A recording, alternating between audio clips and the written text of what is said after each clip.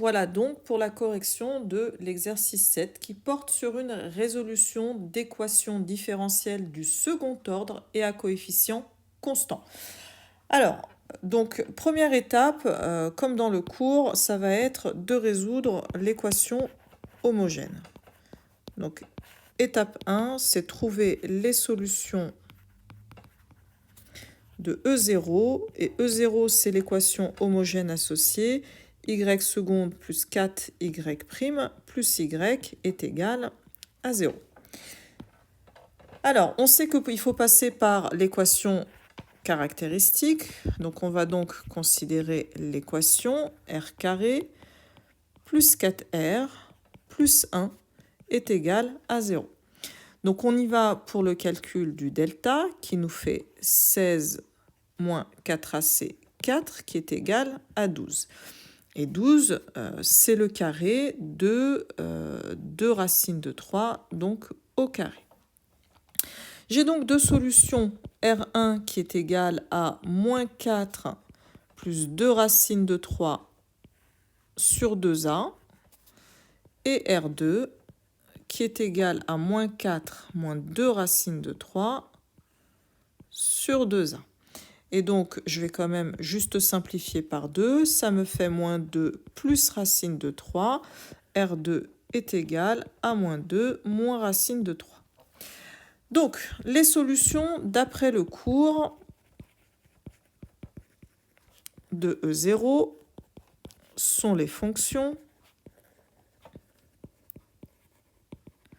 Alors ici, on ne s'est pas posé la question du domaine de résolution, mais on peut le faire sans souci dans R.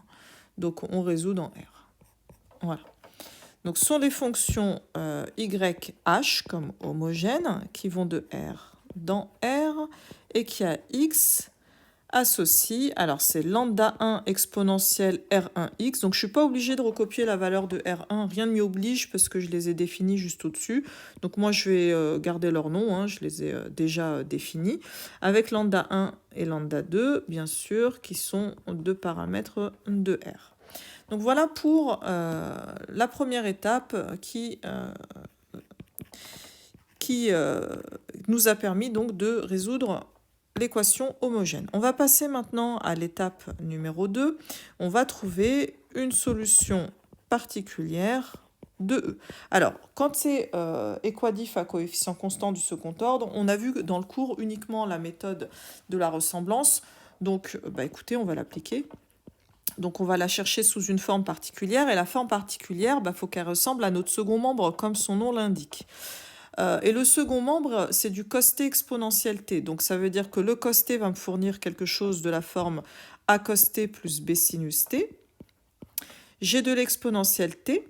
Donc vous voyez, devant le t, j'ai un coefficient qui vaut 1. Et 1 n'est pas racine du tout de l'équation caractéristique. Et donc ce qui veut dire que je ne vais pas abaisser de t ou de t carré supplémentaire.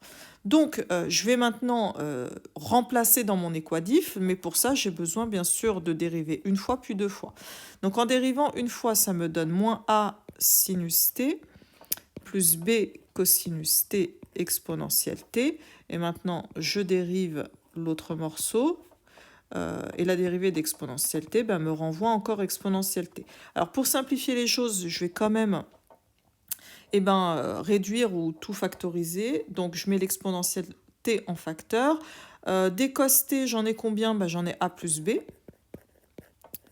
Voilà. Des sinus t, j'en ai b moins a. Et donc, pour dériver une seconde fois, ça sera un petit peu plus simple. Donc, je redérive une seconde fois. Alors, la dérivée du cosinus, c'est moins sinus. Ça me fournit donc moins a plus b sinus t, plus toujours b moins a cosinus t. Et là, je recopie puisque l'exponentielle t par dérivation me donne encore exponentielle t.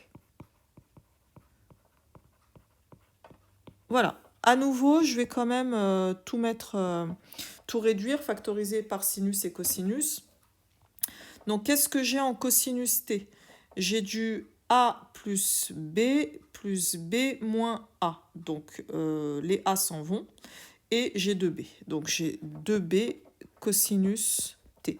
Pour les sinus, donc j'ai b moins b, ça s'en va, moins a, j'ai moins 2a. Exponentielle t. Donc maintenant, je vais aller injecter tout ça dans mon équadif qui est y seconde, yp seconde ici, plus 4yp' plus yp qui est égal à cos t exponentielle t.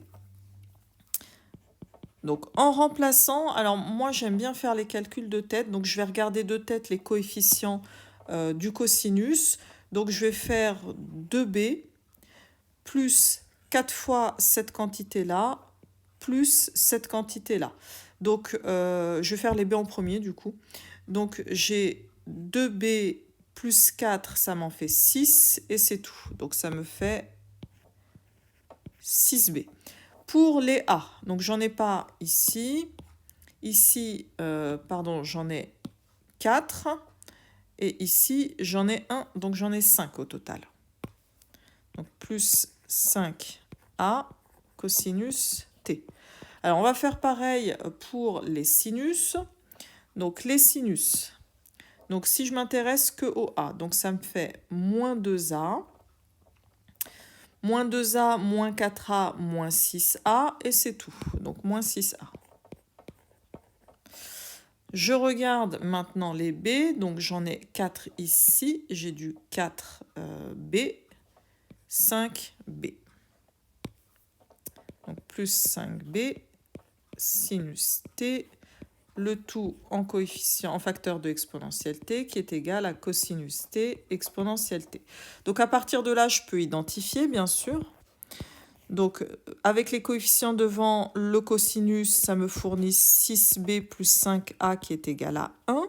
Et devant les sinus, moins 6a plus 5b qui est égal à 0. Bon, là, on fait comme on veut pour résoudre. Soit on fait de la substitution, soit de la combinaison.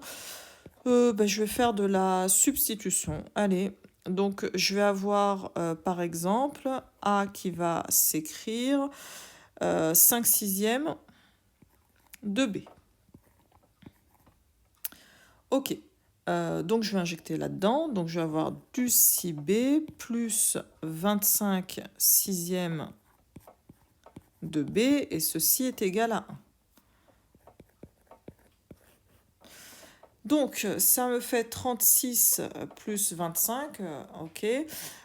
Donc ça me fait, voyons voir, 36, 56, 61. 61b sur 6 qui est égal à 1. Et donc, B finalement vaut 6 sur 61. Bon, c'est pas très agréable tout ça. A est égal à 5 sixièmes fois 6 sur 61. Il me reste donc 5 sur 61. Bon, j'ai mes coefficients. J'ai donc aussi ma solution particulière qui va s'écrire donc A cos t, c'est-à-dire 5 61e de cosinus t, plus 6 61e de sinus t, exponentielle t. Alors, est-ce qu'il y avait des conditions initiales? Non. Donc, il ne me reste plus qu'à conclure. Donc, je passe à l'étape numéro 3. Et alors?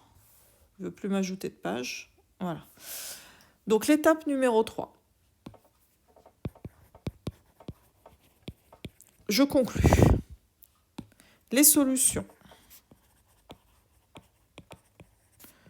de E sont les fonctions.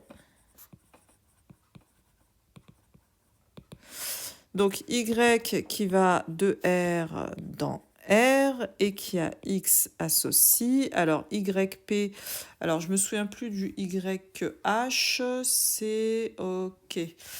Donc, c'était, alors pareil, je vais pas recopier en fait le R1 et le R2. Donc, c'est R1x. Alors, j'ai mélangé mes x et mes t, hein, ça on y a le droit à tous les coups. Donc là, c'était des t, j'aurais dû mettre des t de partout.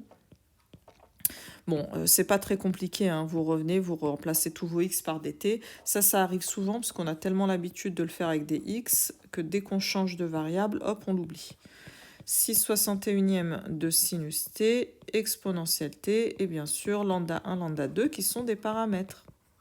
Allez, juste pour la conscience, est-ce que je vais tout remplacer par des T au-dessus? Voilà, ça me coûte pas très cher finalement. Je vais me remettre des T pour hop, que la rédaction soit cohérente. Voilà. Et donc, voilà pour les solutions finales de notre équation.